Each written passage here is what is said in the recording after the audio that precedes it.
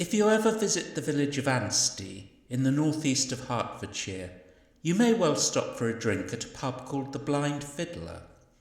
Now, at one time this was called the Checkers, but it was renamed in honour of Blind George, a fiddler who lived in Anstey long ago and vanished mysteriously one night.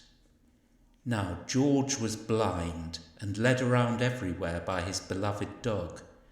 But he was a fine fiddler. He could fiddle the birds from the trees, it was said, and the heart out of a maiden's breast. But he was a strange and quarrelsome man too, especially when he'd drunk heavily, which was a common thing. Now, one night George was in the Checkers when the talk turned to the Devil's Hole.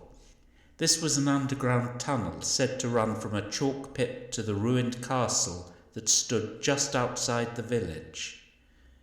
No one knew for certain, though, because no one dared to venture in. The clue's in the name. It was said that the tunnel was haunted by old Nick himself, who would carry off any foolish soul that ventured there. George declared this a load of superstitious nonsense, and the more he drank, the more strident his opinions became, until at last he swore that he'd go to the Devil's Hole that very night and walk the length of it with his dog. "You're all bluster," declared one of the company. "A guinea says you won't do it." "Done!" shouted George.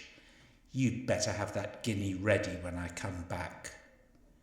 So, without more ado, the whole company poured out of the Checkers and made their way to the chalk pit, where Blind George prepared to enter the Devil's Hole. "How will we know you've really done it?" demanded the man who'd made the bet, suspiciously. "For all we know, you'll just hide inside and come out an hour later, claiming you've been all the way." "Not at all," said George. "I'll play my fiddle the whole way, and you can follow me by its sound." So George and his dog entered the Devil's Hole, and next moment the villagers heard his fiddle playing a strange, eerie tune they'd never heard before.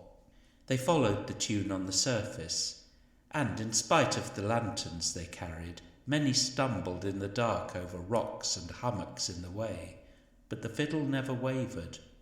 George wasn't fazed by the dark of the tunnel, because it was all the same to him.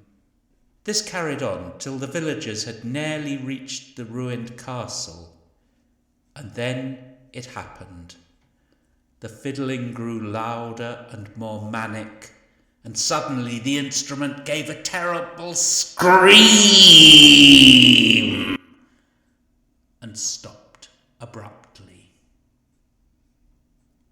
The silence was deafening.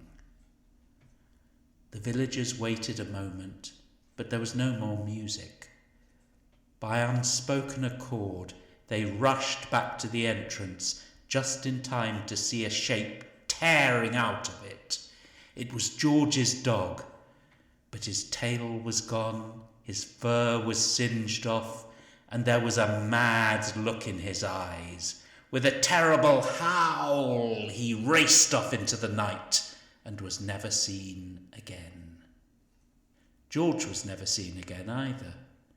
Needless to say, no one dared go in and find out what had happened, but they waited till dawn in the vain hope that he'd emerge.